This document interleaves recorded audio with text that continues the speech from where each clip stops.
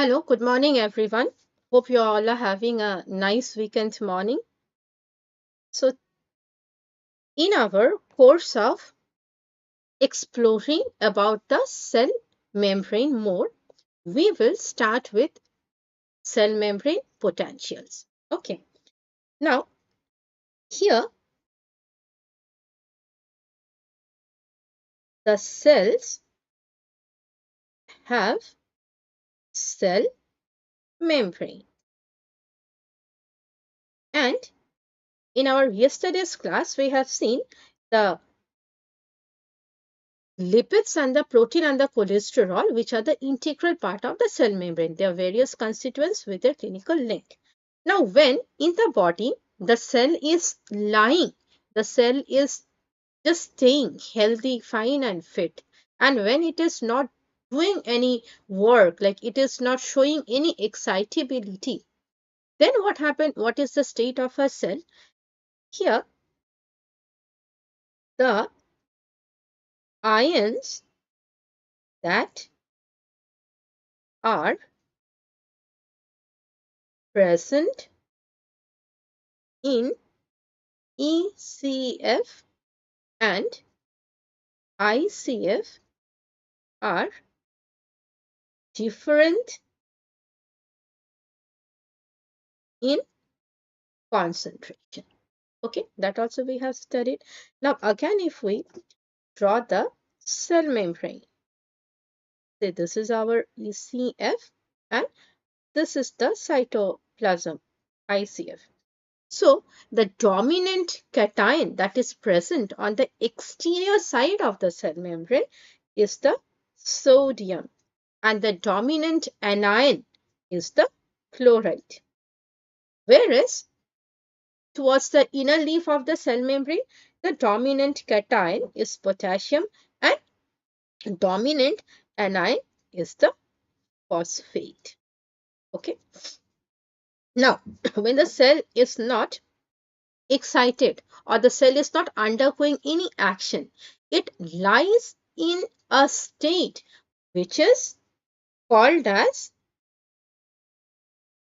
resting membrane potential. Now, what is the definition of the resting membrane potential? This resting membrane potential, this is the difference in charge in the outer surface and inner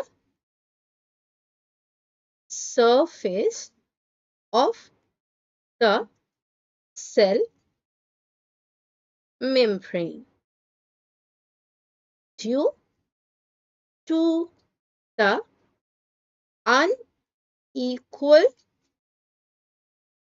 distribution of ions in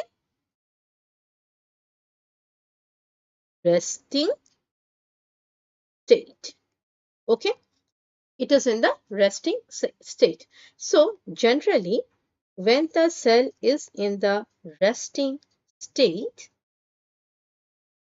this is the ECF and this is the ICF. Okay, there is comparatively positive charge towards the outside and negative charge towards the inside. Now, this positive charge and negative charge, it does not mean that only cation are present in the outer surface of the cell membrane that is facing the ECF, or only the anions are present towards the inner surface that is facing the cytoplasm. It means that the cations, the cations percentage, it means there are more positive charge outside the cell membrane surface compared to the inside of the cell membrane. Now, this resting membrane potential has a very big influence by the membrane potential. So, water membrane potential. Now, membrane potential, it is like it defines the point or the numerical voltage, okay, at which the ion is stable. Some ion are more stable inside the cell, some ion are less stable inside the cell. They stay outside the cell. So how do we understand that one? This one we will understand taking two cation and two anion and as an example, and we will understand what does the membrane potential mean. Then we will again go to the definition. Say this is a cell and let's talk about sodium ion. So what did we say? Think this is like the outer surface and obviously this is the ICF. So now what it stands out to me is that sodium is more present in concentration in the outer surface of the cell compared to the inner surface of the cell, right? So following the concentration gradient, it will have a tendency to come from the ECF to the ICF. That is the tendency it is having, right? Similarly, inside the cell, what did we study? Comparatively, there is negative charge because positivity is less in the cell compared to that of the outside the cell. So, going by the electric gradient, charge gradient, this sodium chloride, when it enters, it will see it is having more negative charge compared to the ECA where it was lying. So, the electric gradient will also support its movement to inside the cell. So it will stand out to be, for sodium like this, like both the concentration gradient and electrical gradient supports its movement from ECF to ICF. Okay, the point at which this movement is stabilized and maintained is the equilibrium potential.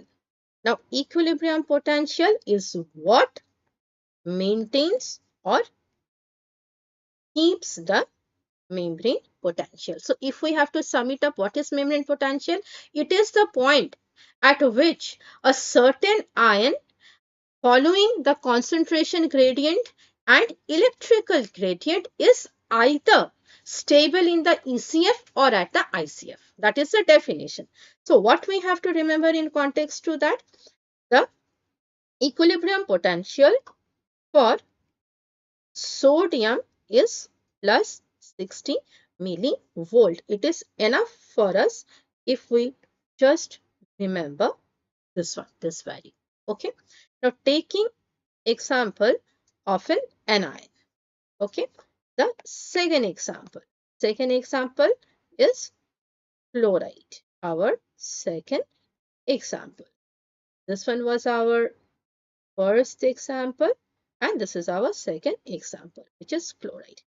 Now, again, let us draw the cell. So, What do we again know? We know that chloride is mostly present in the ECF, extracellular region, right? Now, following the concentration gradient,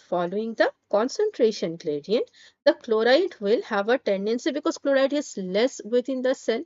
So following the concentration gradient, what will happen? It will have a tendency to come from the ECF to the ICF. But again, what did we study? In resting condition, there is positivity more outside the cell and negativity inside the cell. So, in resting condition, what will happen? When chloride is entering the cell, it will find an atmosphere of negative charge. So, chloride itself is an anion, negative charge. So, negative charge and negative charge will repel each other. So, following the electrical neutrality, it will have a tendency to migrate outside. Now, if we are to draw the equilibrium potential for that, it will be like chloride ion. Following the concentration gradient, the chloride will move from ECF to ICF. Following the electrical gradient, it will move from ICF to ECF, right? Now, this one will be stabilized at a point for chloride. This is about minus 70 volt. Okay. What is the importance of it? What is the significance of it, or the applied part of it? Significance is that all ions have a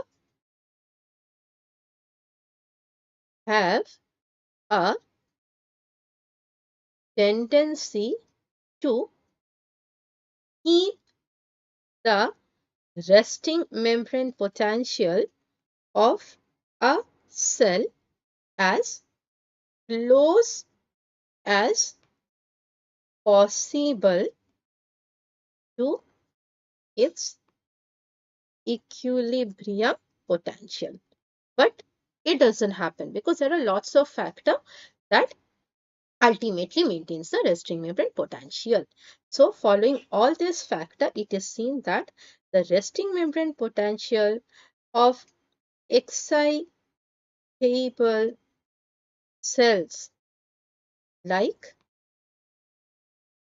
neuron is usually minus 70 millivolt. Then you have the muscle cells, which is about minus 90 millivolt. Okay. Then we have the nodal, SA node and NA node, nodal cells, which is about minus 50 to minus 40 millivolt. Like that, different cells have different resting membrane potential. So resting membrane potential is the difference in the charge in the ECF compared to the ICF due to the unequal distribution of the ions, which settles down, which stabilizes at the equilibrium potential. Okay. Moving on to the Gibbs-Donan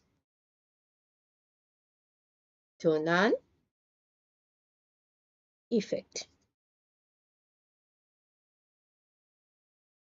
So,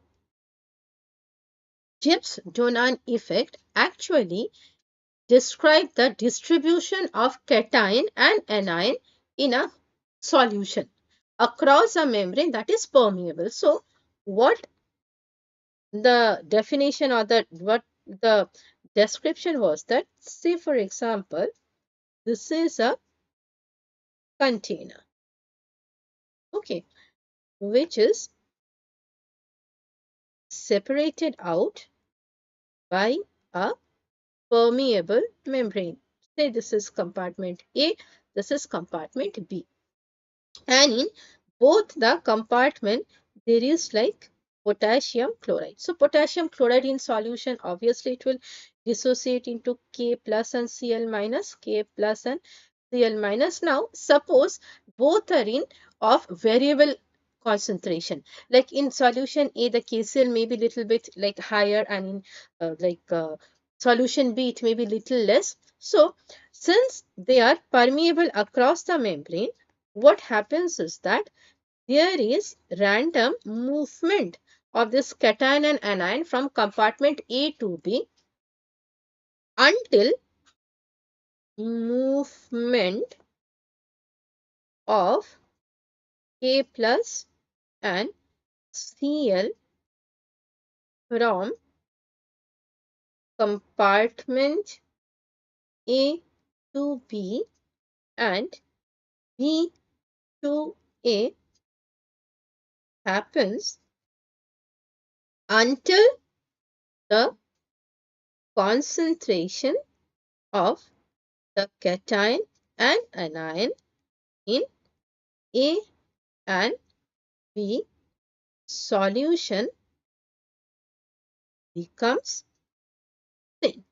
Okay, this is what is the Gibbs-Donan effect or theory. Now, how does it apply to us, to human body, to human cell? In, say, this is a human cell. Okay, or rather, again, let's understand in a generalized way. Then we will connect to the condition across our cell. Now, in this is A, this is B, and here you see we have the KCl like the previous one, which dissociates into K plus and Cl minus, K plus and Cl minus. Now, in compartment A, we put a non-diffusible anion. So, this X minus is a non-diffusible anion. Okay. Now, when in presence of a non-diffusible anion, what phenomenon that the Gibbs-Donan effect shows is very, very different. It is seen that in presence of a non-diffusible anion in compartment A, the movement of K plus is more from B to A, and movement of Cl minus is more from A to B. So what it stands out? It stands out that in presence of a non-diffusible anion, the movement of this, like Cl minus is going here and the K plus is moving from B to A. So after stabilizing, it is seen that the movement of the K plus, that is the cation, is more in the compartment that has the non-diffusible anion. Now, how does it connect to human body? Now, this X minus is like the proteins that we have inside our cell. So these proteins which are anion, they are not diffusible. They stay within the cell. So now this protein, they attract more positive charge along with water from the ECF to the ICF. And what is its significance? What is the significance of it? The significance is that this Gibbs Donan effect aids in maintaining the tonicity, the tightness. It's help in maintaining the tightness of the cell to certain extent. But this is not an unlimited process. I repeat, to certain extent, it is not an unlimited process. If it is allowed to, if it was actually allowed to go unlimited, then the cell would burst. Tonicity of the cell to certain extent. Okay. One additional thing, as I told you, do remember, if Donan Gibbs, or we can write Gibbs Donan also, it's all the same. When Gibbs effect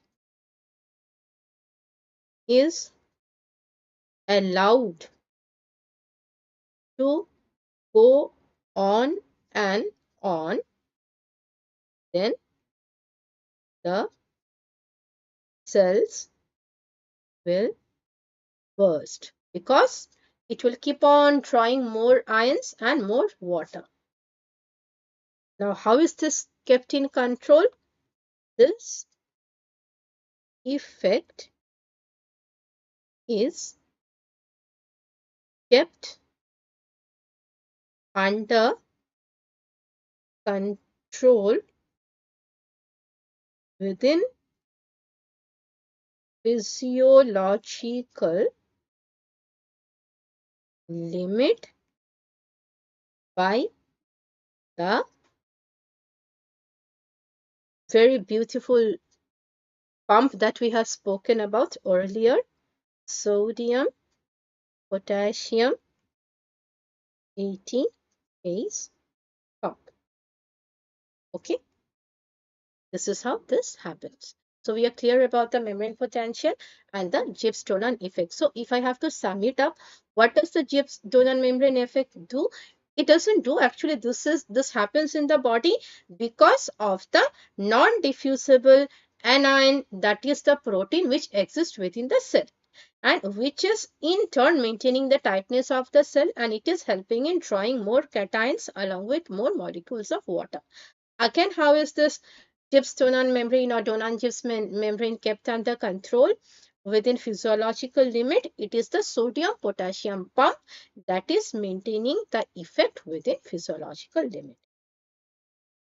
Moving on to the cell organelles. So, cell organelle. Now, very quickly,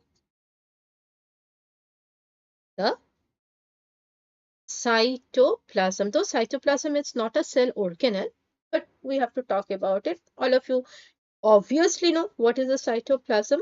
So what is a cytoplasm? Like if this is a cell, right? And this is the nucleus, nucleolus. What is a cytoplasm? Even the babies know. Like this is the gel-like matrix or the solution that is separating out the nucleus from the other organelles, right? This is the cytoplasm. Okay. What is the use of the or function of the cytoplasm? Function is metabolic pathways like glycolysis, glucogenesis, HMP pathway, bile synthesis,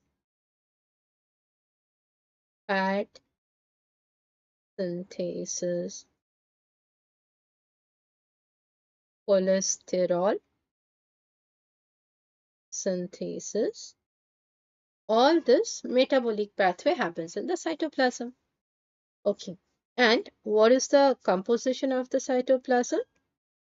Composition, it has water, it has ions, it has the enzymes also. Okay. So this is the cytoplasm.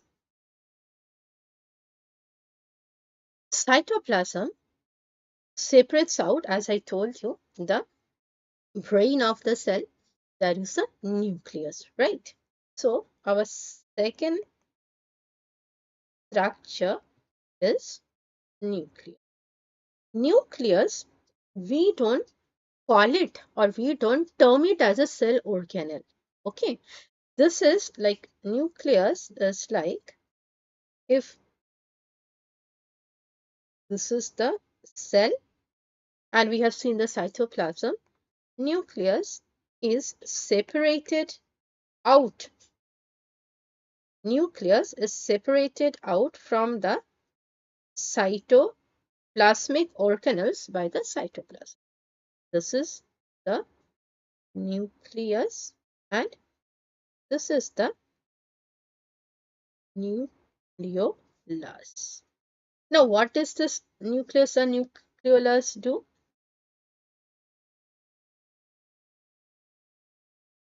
Nucleus carries the blueprints of genetic information, right? The function sounds very fancy, like blueprint of genetic information. This is nothing. It only means that it transfers and carries the genetic material, like what a child will inherit from a parent's mother and father. That information is carried out by the nucleus. That's what it means actually. Here, the nucleolus, which is again inside the nucleus and it is lying in the nucleoplasm. That all you know, so I'm not drawing it or writing it. Nucleolus, it synthesizes the ribosomes and proteins. Okay, now here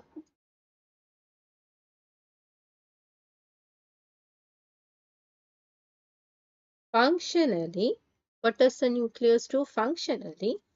It holds, it holds like chromatins.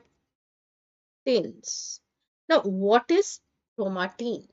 Chromatin is nothing but DNA plus like DNA and protein moiety that together forms the nucleosome, and there are about 12 millions of that, right? DNA gets packed with the protein moiety, forms the nucleosome, and it is the DNA, it is the like the gene ultimately that is formed carries the genetical code that will be transmitted, that will be carried out or given out from parents to the mother, right? That is the main function of the nucleus. Now, as we discuss all clinical link with each and every topic of ours, the cell organelle will also be the same. Now, here there is one important protein, one important protein called alanine. Okay, called alanine. Now, mutation of this alanine leads to a clinical condition which is the L-Grove disease. Now, L-Grove disease, it shows acremia. The person is not able to cry. Tear doesn't come out. Echalacia. Okay. The lower esophageal sphincter, the tightness is less. And as a result of which, there is a tendency for the ingested food to come up again back to the esophagus. This again we will study in digestive system. So for now, you remember, like echalacia is a condition that leads to heart burns, like that burning sensation some people complain about or complain of every time they ingest a food. That happens due to the loosening of the, or due to the loss of the tonicity, tightness of the lower esophageal sphincter. Okay, so this is what is called echalacia. Okay, and also adrenal corticosufficiency. The adrenal cortex, it does not makes or synthesizes the hormone which it should do. Okay, this is one condition. Now, this alanine, it is confined very close to the nucleolus. So, any mutation to that causes this one. Now, here, matter of focus here would be the structure, the structural protein that is making up the nucleus. Say, this is the outer layer and this is the inner layer of the nucleus. Now, here what is seen that there are certain like porins, certain channels in the surface of the nucleus. Okay, the outer membrane of the nucleus. Similarly, there are also certain channel in the inner layer of the nucleus. Now, these channels are called porins. This channel are called porins. Now, through these porins, what are the function of the porins? Like through these porins, porins again, it is made up of like a protein. These are protein channels only. Through this porin, proteins and amino acids move in and out, means from nucleus to cytoplasm and cytoplasm to the nucleus. Now here another thing, the inside, the inner layer, this inner layer of this nucleus, this inner layer of this nucleus is made up of a protein, is the inner membrane is made of a intermediate filament called the lamines. Okay, called the lamines. Now, this lamine is very important for maintaining the stability of the nucleus because it is comprising, it is in the inner layer of the inner membrane of the nucleus. So, if there is mutation in the lamine, the nucleus loses its shape and function. Okay. Another clinical condition related to this is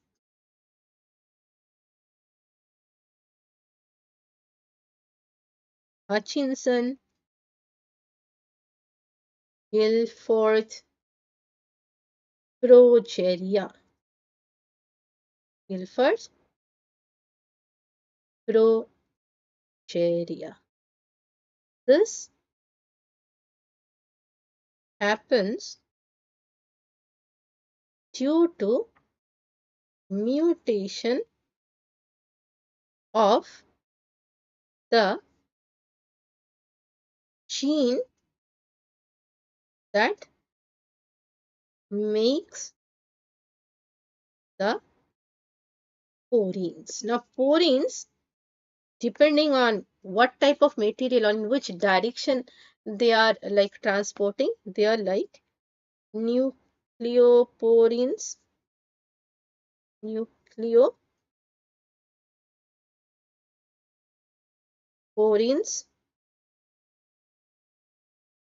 importins, and exportins.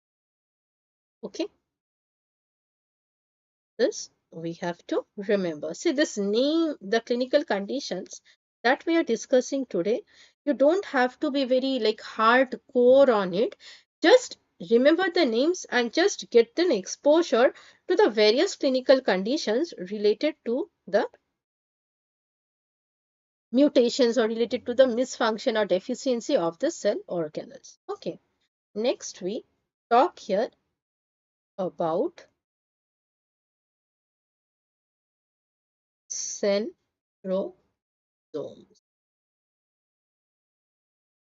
Now, centrosome, if we draw the diagram,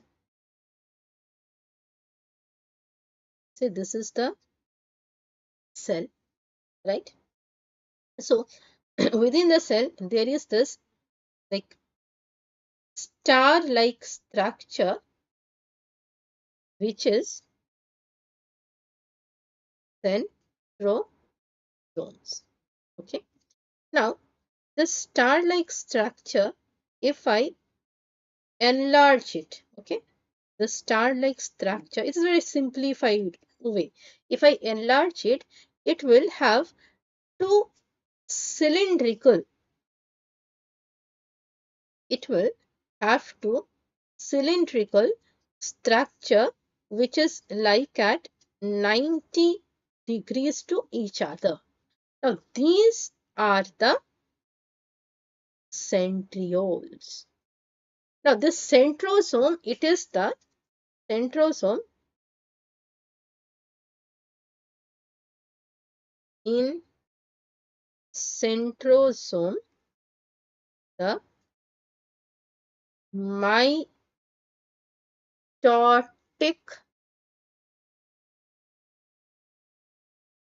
spindle arises. Okay. Now, when the cell is dividing, when the cell is dividing, this what happens? This from this centrosome, there are this astral rays that comes out. Okay, this astral rays that come out. The spindles are kind of formed. Now, it is because of this spindles, mitotic spindles, the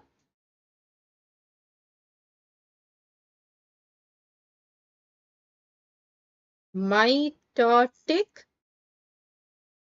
spindles divides the chromosomes from like 2n and then it duplicates. Only the germ cells, that is the gonads, have N. Rest all cells have 2N chromosome number. Okay. What is the application of it or importance of it? The application is to treat cancerous growth. Okay. Vinca alkaloids, taxanes arrest the centrioles to stop division of cells. Okay, to stop division of cells. Now, going to the fourth organ.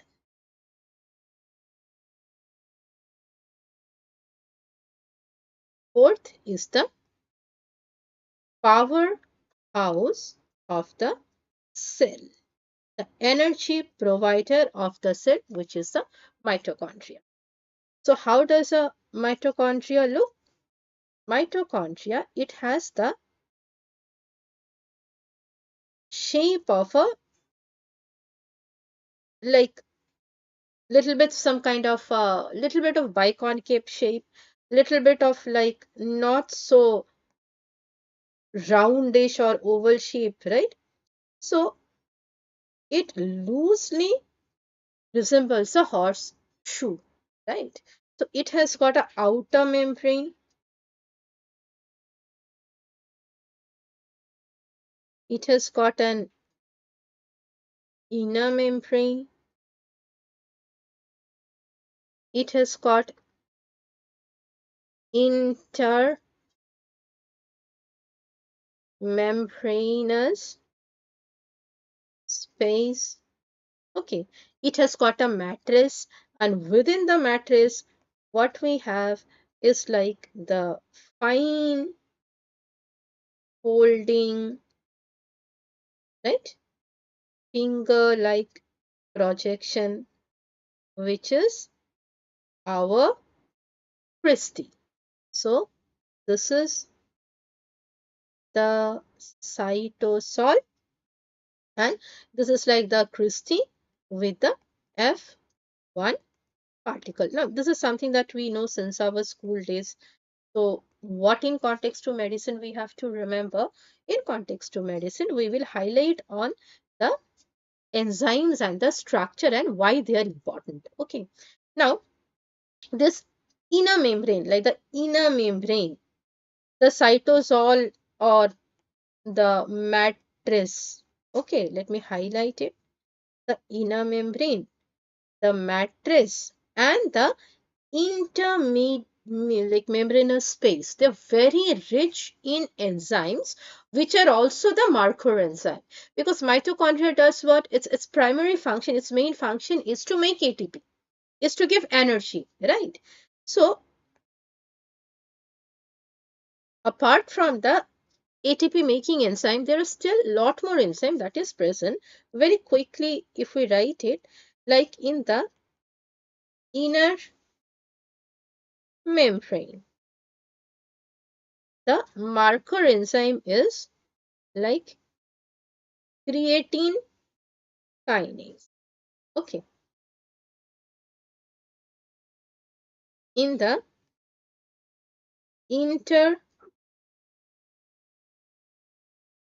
intermembranous space. Okay. And also the ATP synthase. So here also it has got the kinase and dehydrogenase nitrogenase, and in the matrix it has got all the enzymes of TCA cycle, oxidative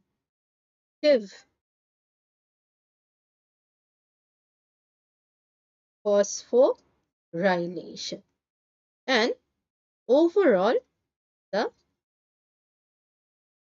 gold marker enzyme is ATP synthase. This is something that we have to remember. Okay. Now, this mitochondria, it is not uniformly present in all the structure, but it is in abundance. It is in highest quantity in the structures like muscles, cardiac muscles, especially cardiac muscle. It is also highest in the skeletal muscle, and it is also abundant in the eye. Right, in all this structure, the number of the mitochondria is highest, and especially functionally it is of most consequence in the skeletal muscle and in the cardiac muscle. Now, going into details into the structures, like if we draw, say this is the outer membrane of the mitochondria. This is the inner membrane of the mitochondria.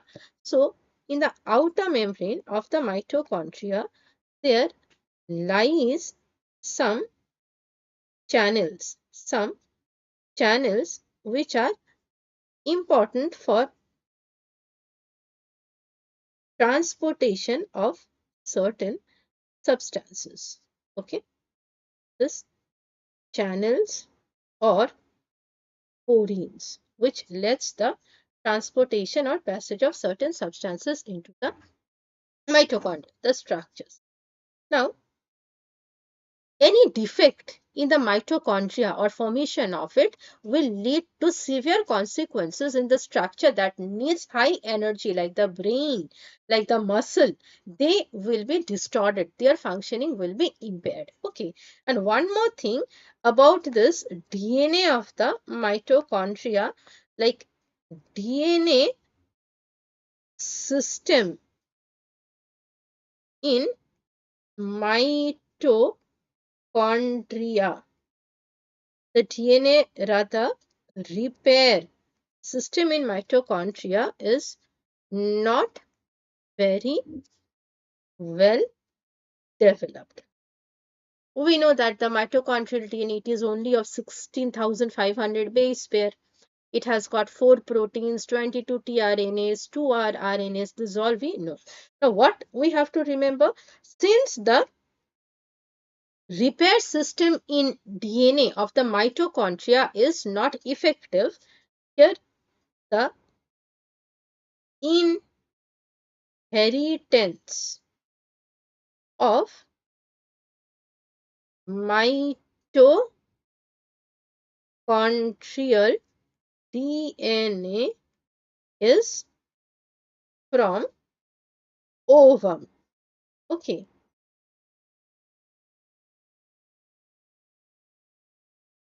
So, mutations in the mitochondrial DNA affects the male child. It affects the male child, and the mother is the carrier, because the origin, the inheritance is from the maternal DNA. Now, few examples in which this mutation of this mitochondrial DNA, mutation of the protein channels, the porins, to which the substances pass, has led to some clinical conditions which ultimately becomes very, very fatal. And always remember, organs that gets affected most in the mitochondrial dysfunction are the brain and muscles. Okay. Now, few examples of clinical conditions like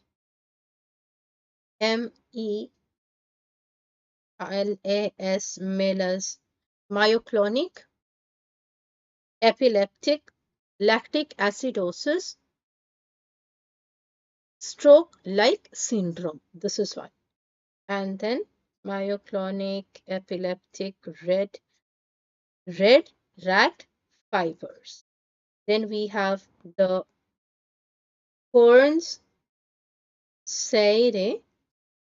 syndrome. Okay. Here in Kearns-Sayre syndrome, there is like pigmentosa, formation of pigment in the retina, and also the brain is affected. There is mental retardation, there is growth retardation, there is maldevelopment of the skeletal muscle and weakness of the skeletal muscle.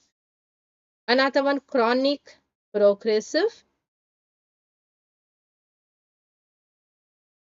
disease of the ophthalma. Okay, so in this all this above diseases manifest weakening of the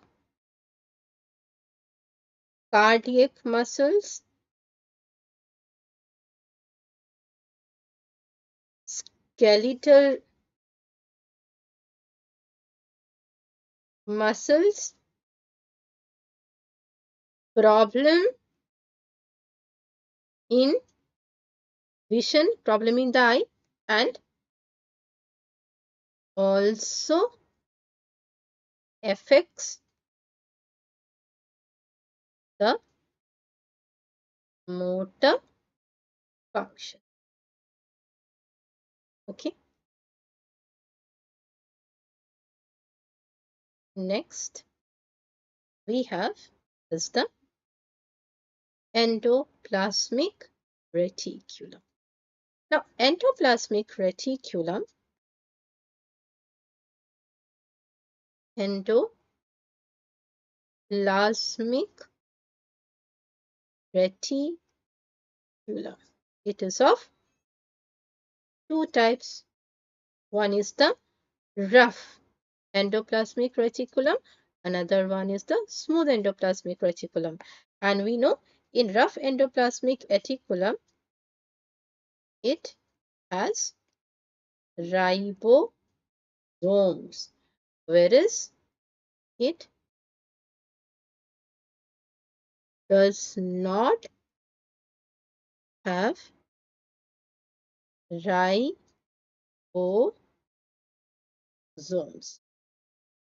Okay, these are the main differences. Where is this rough endoplasmic reticulum mostly found? It is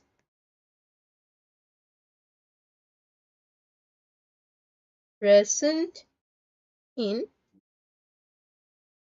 exocrine pancreatic cells, like cells which will secrete, because ribosomes are the structure that is concerned with the formation of the or synthesis of the protein. So anything protein secretory cells will obviously have the ribosome. Exocrine pancreatic cell, and also in the mucus secreting goblet cells. Okay, where is the smooth endoplasmic reticulum? It is mainly related to the detoxification. We'll come to that. It is present in hepatocytes, cardiomyocytes, the cardiac muscle, liver, and spleen.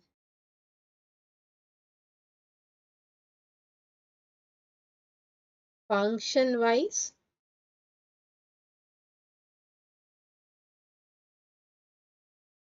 formation or synthesis of protein. Here, what is it? It's mainly detoxification function. Okay, as it has the zip 450 in it. Okay, interestingly, endoplasmic reticulum is called the sorter of the cells. Okay, sorter of the cell. So here you see this endoplasmic reticulum, if I draw it for our understanding, so this is the nucleus. This is our nucleus. So here we have the like endoplasmic reticulum attached to this. Okay, we have this endoplasmic reticulum attached to this. And these are like rough endoplasmic reticulum that has got the ribosome. So once this ribosome manufactures this protein, what it will do, this endoplasmic reticulum will sort it out. What does this sorting out mean? This sorting out in terms of like what is the quality of it? What is the quality? It is the quality sorter. It is the, we should mention over here, it is the quality sorter. It is a quality sorter. It will check if the folding of the protein is correct. Say this is our cell. Okay, this is our cell. So here there has been a formation of a protein. Now, if the protein formed is correct, then it will be sent out without any interference of the endoplasmic reticulum for sending it out of the cell. It will be further process. Now, if say for example, instead of this, the folding happens haphazardly, something like this. So it is a misfolded protein, right? Now, this misfolded protein will be subjected to autophagy, but since misfolded protein are of like bigger size and bigger molecular weight, autophagy is not successful every time. So it will be subjected to ERAD. Okay, what is ERAD? ERAD is endoplasmic reticulum activated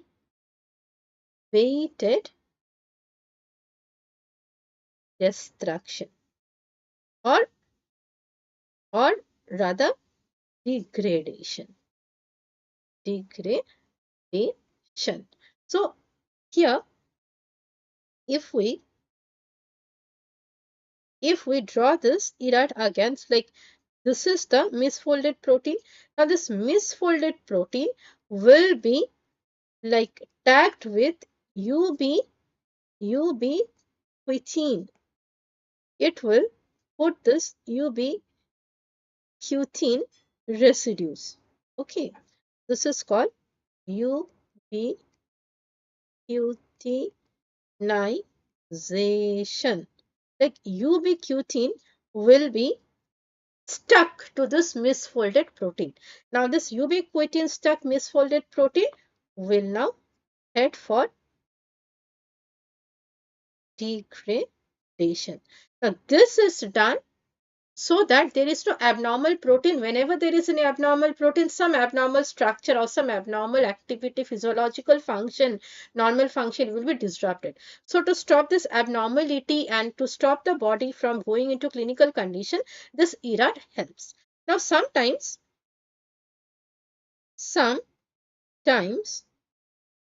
the rate at which ERAD happens is slower than the amount of misfolded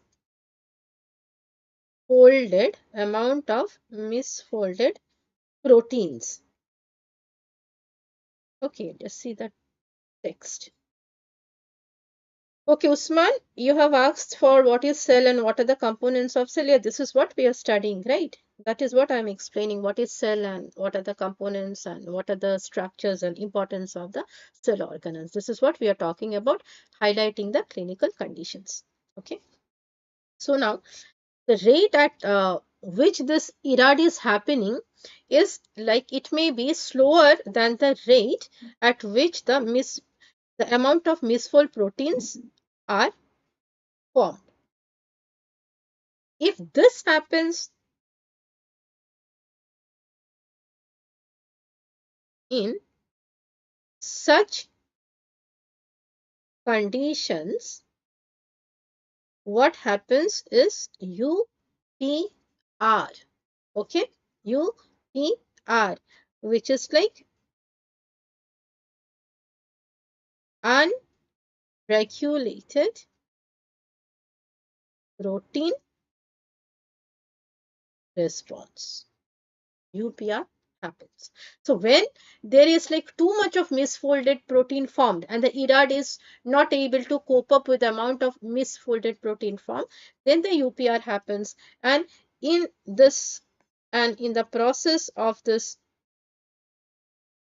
UPR, ubiquitin residues are not stuck. It directly goes for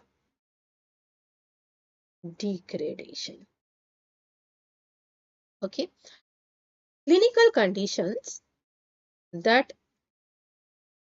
results due to the improper folding of the proteins and in which the endoplasmic reticulum has not been able to correct it, whether it is through like UPR or through ERAD, they are like spinocerebellar ataxia.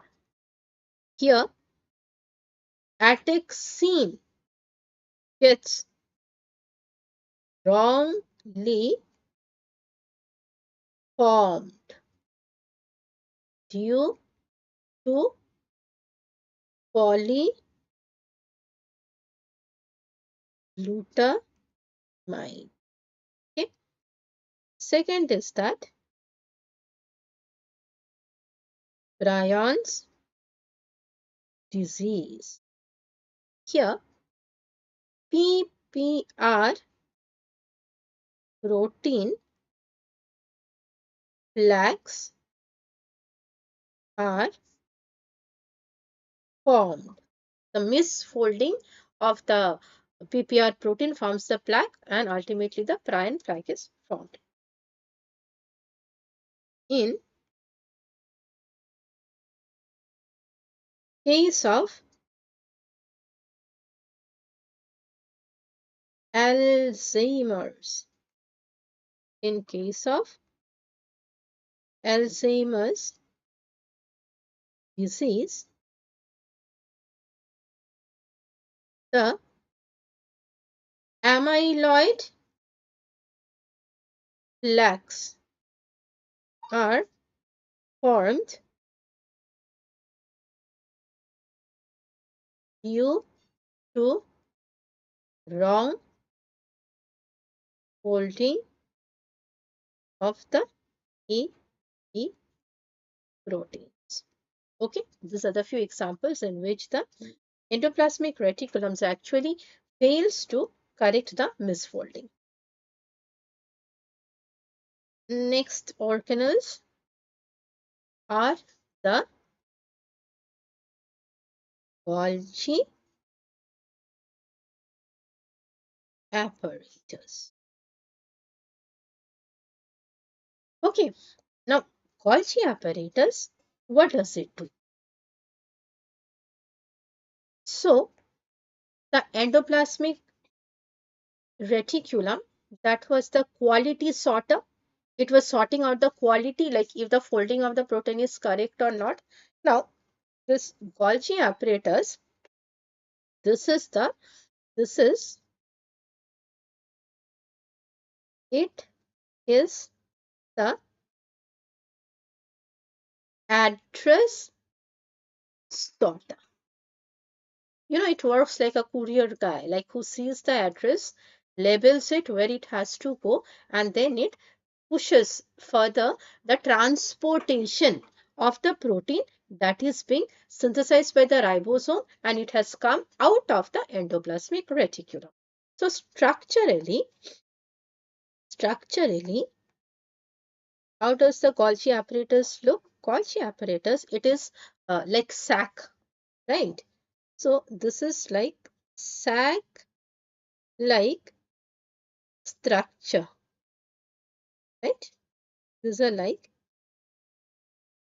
sac like structure which has got two phases. It has got two phases. Okay. Now, one, it is like a sac. So, one which is the cis phase. Another one is the trans phase. Now, the cis phase, it is facing towards the endoplasmic reticulum. It faces the endoplasmic reticulum. And this one faces the cytoplasm.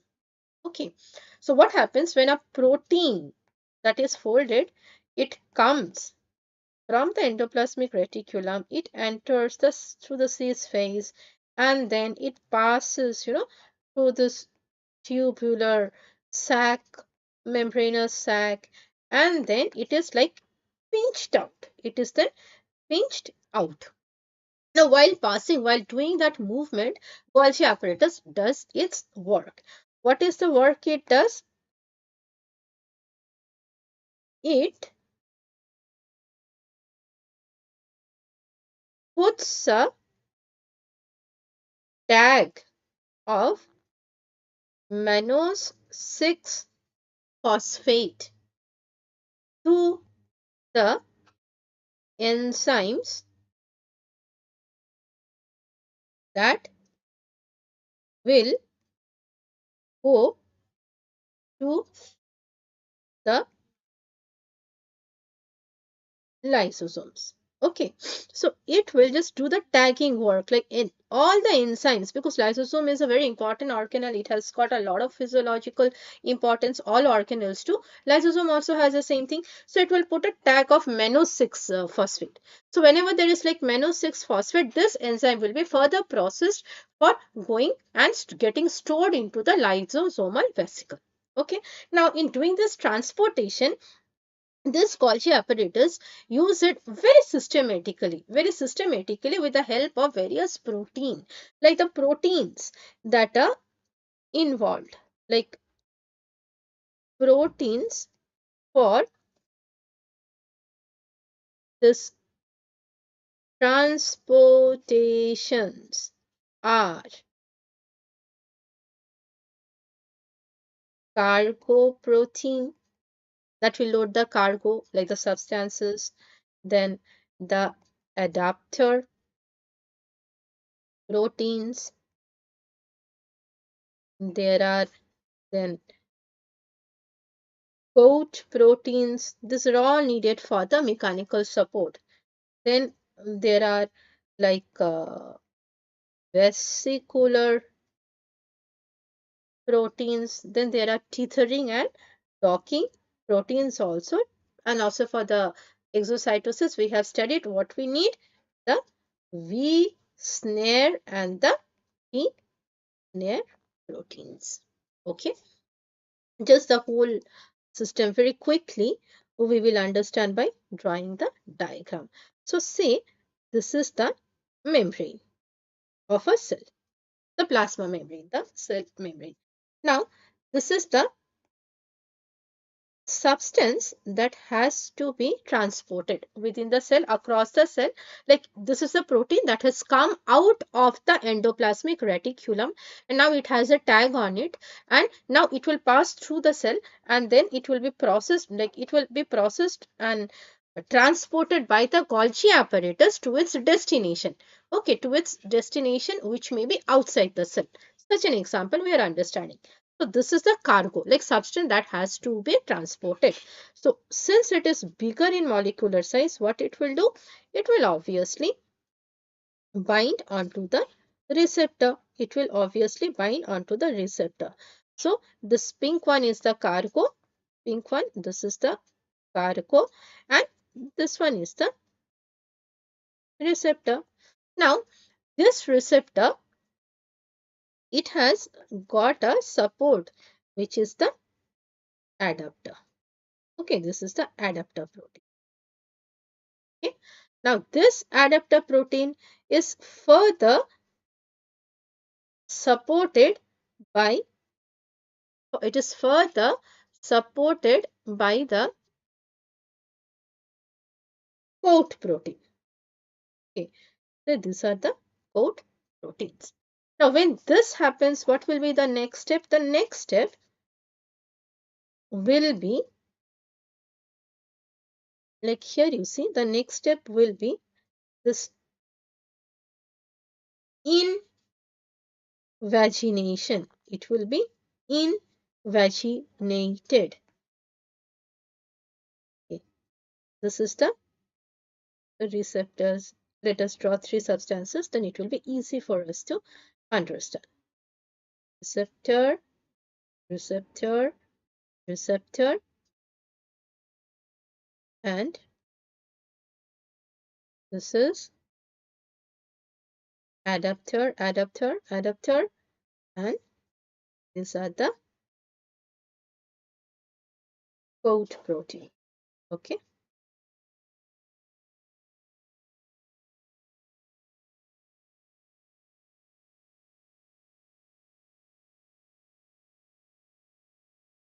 The coat protein. Okay. Next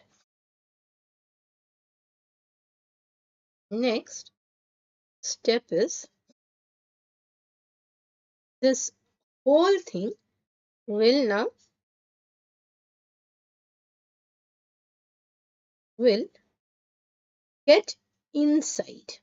Okay, the whole thing will now get inside. Now the protein which is supporting the mechanical strength over here is dynamine, and this process is called the fission.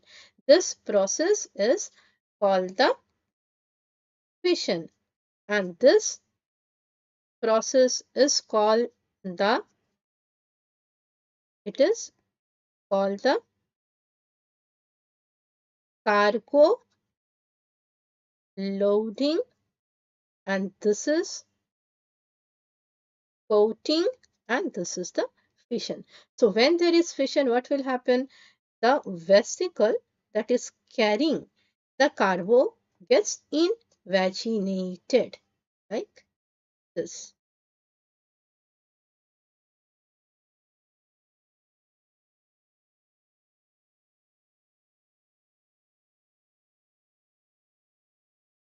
So it has now entered the interior, but it is still attached to the vesicle.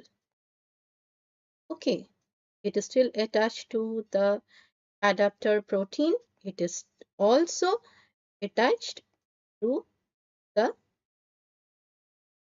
coat protein. Okay.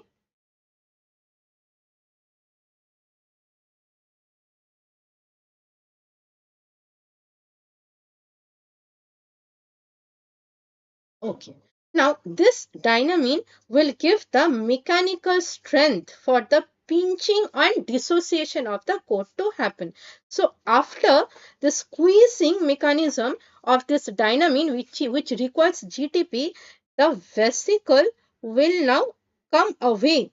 Come away. There is like dissociation of the vesicle. So now here the vesicle has dissociated. It is now totally dissociated and it is no longer attached. It is no longer attached. Now when it is no longer attached, there is also the next step that will follow is the uncoating. So first the adapter proteins. This adapter proteins, they get dissociated away. They gets detached away. They were attached, right? In the previous diagram we have seen, they were detached. Now they were attached. Now they are detached. Once this is happening, then there will be vesicular coat dissociation. So once there is vesicular coat dissociation, the molecule that has to be transported are immediately like within the vesicle are supported by the tethering protein, by the tethering protein, which is the raptase. The raptase. Now, here along with the raptase, there will be support of the docking protein, which is the snare protein. The snare proteins. Okay. So once this is supported and detached, and like all the coat protein have detached, soon the cargo, the load that has to be transported gets attached only to the snare protein supported by the raptase protein. Now, all these together will cause the fusion, will cause the fusion of this substance, of this cargo to the plasma membrane that is facing the exterior. That is facing the exterior, ultimately causing the release of it, causing the release of the cargo by exocytosis, which is a calcium dependent process. Okay, so by this method, Golgi body functions. The next organelle is the lysosome. Yes. Now, lysosome, it is a very important cell organelle. All cell organelles are important. It is important in the sense that it does the work of a sweeper, work of a cleaner. Like whenever there is any debris, whenever there is any pathogen, whenever there is any unwanted biomolecules that is within the cell due to whatever reason, it will lyse it. So this lysosome It is actually a spherical structure which is rich in the lysozyme. Like if this is the cell, we do a cross section. So this is like lysozyme. It's like a sac which has lots of enzyme. The pH that is maintained, pH of lysosomal enzymes is 5.5, which is like highly acidic. Okay, it has many enzymes, mostly hydrolytic, mostly hydrolytic in nature.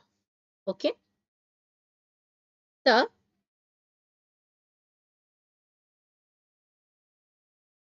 marker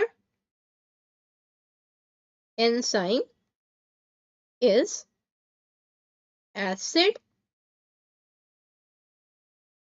phosphatase.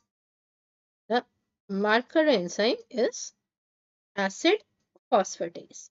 Okay, and this is highly acidic in nature. There are about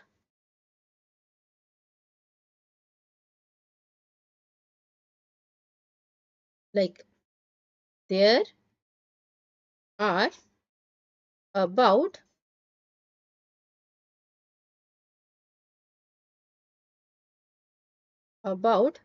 45 lysosomal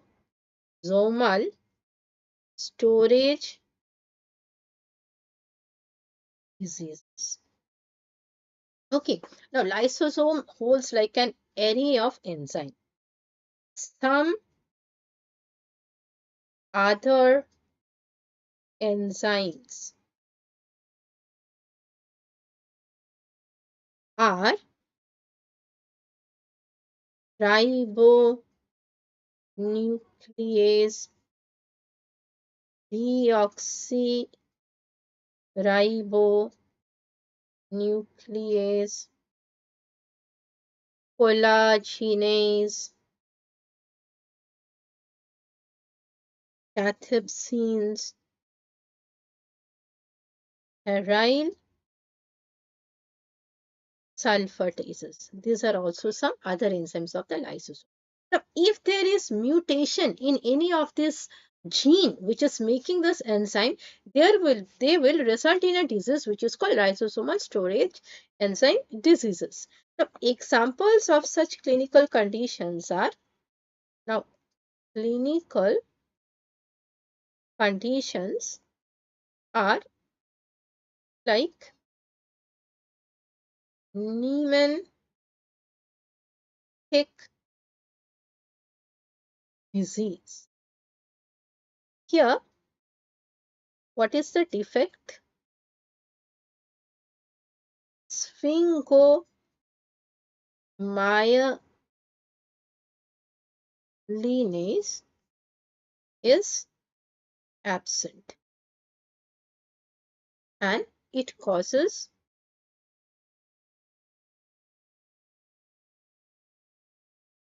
failure to thrive, skeletal muscle weakness, and mental retardation. Now, other diseases, this lysosomal storage diseases, they are like Gaucher's disease, Farber's disease,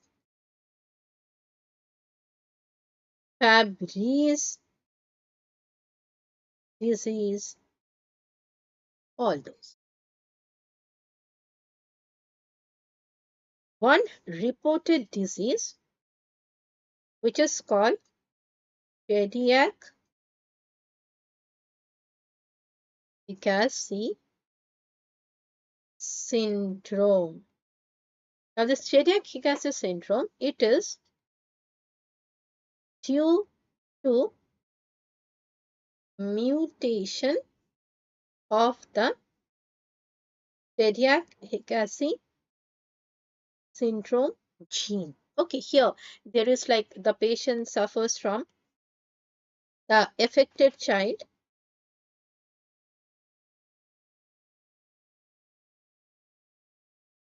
suffers from uncontrolled movement of the eye, which is called nystagmus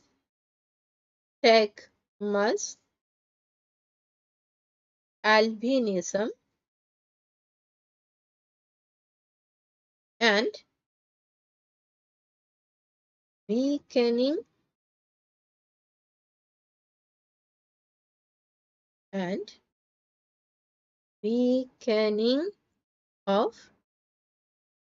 heart and skeletal muscles. Okay. Then peroxisome. Now peroxisome,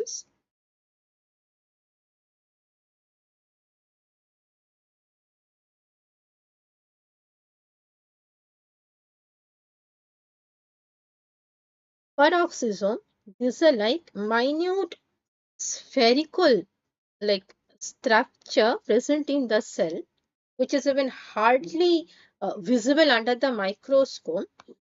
These organelles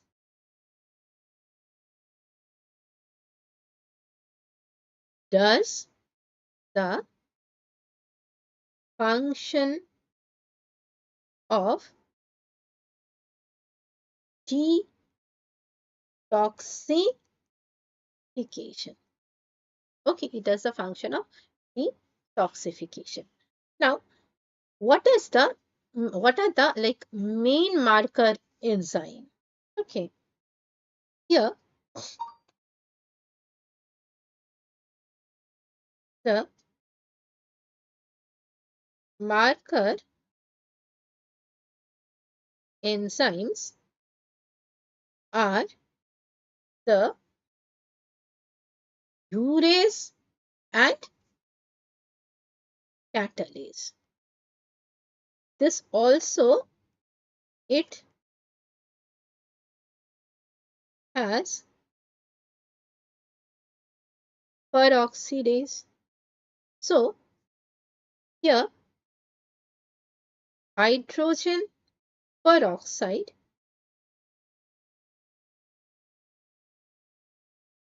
is broken down into water and oxygen. Okay, that's how it acts as the detoxification function. Other than that, peroxidase, it has another function. Another important function is that it helps in beta and alpha oxidation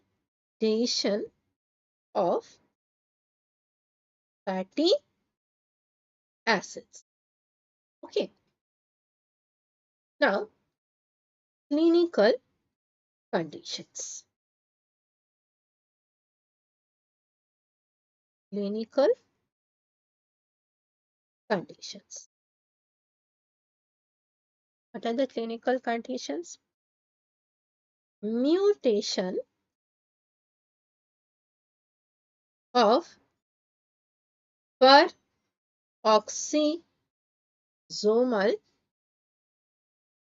enzymes causes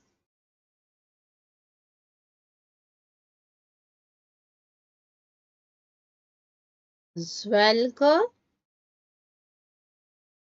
disease,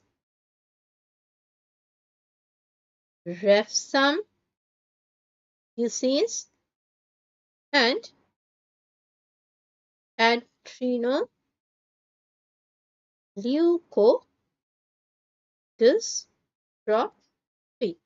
Little bit into these diseases.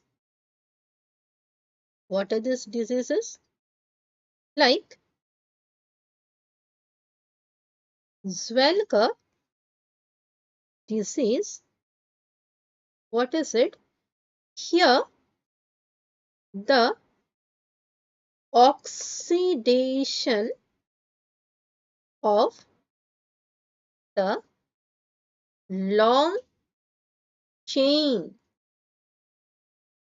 fatty acid is affected. The long chain fatty acid oxidation is hampered. As a result, there will be accumulation of this fatty acids in the brain, liver, pancreas, and also eventually it will affect the heart. Okay.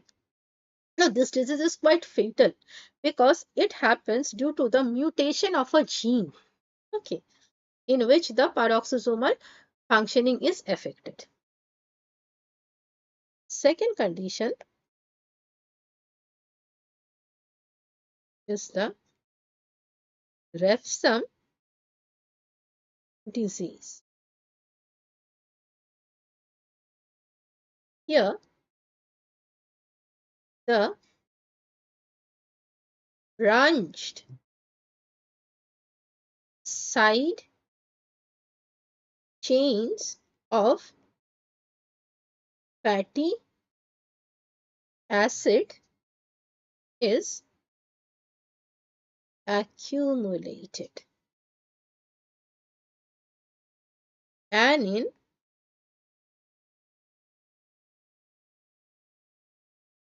adrenoleukodystrophy, the myelin sheath is broken down, is destroyed, broken down as an inflammatory response. Here what happens? The phytanic acid that accumulates because of the loss of the oxidation of the fatty acid, it generates an inflammatory response. So the myelin sheath is broken down as an inflammatory response is triggered by accumulated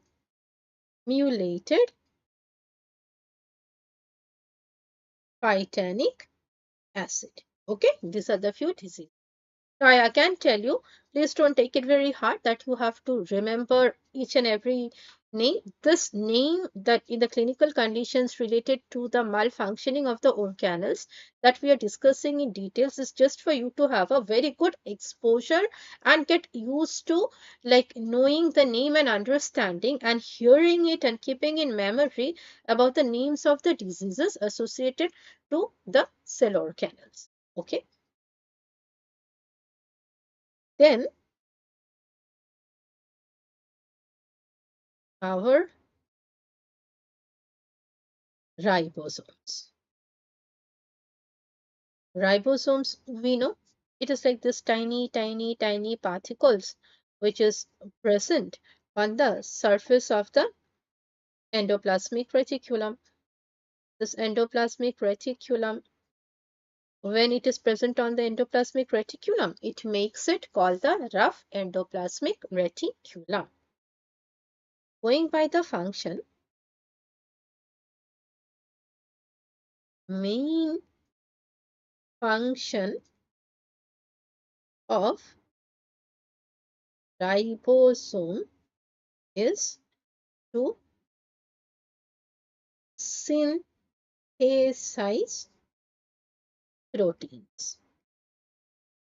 So structures and organs which are high in making of protein, which are like very much active in the process of protein making, have this ribosome. One such structure is endoplasmic reticulum. So this rough endoplasmic reticulum, which has the ribosomes, are